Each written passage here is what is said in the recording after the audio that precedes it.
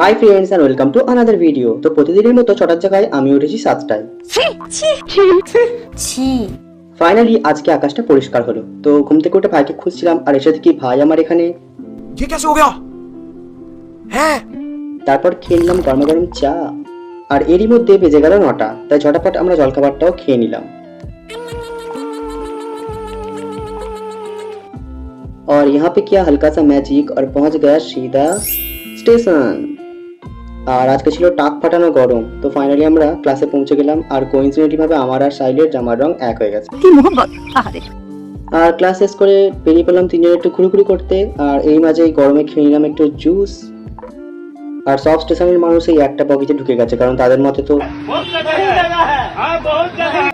সন্ধ্যাবেলা বাড়ি ফিরে খেয়ে নিলাম একটু চা, যেটা বানিয়েছিল আমার ভাই।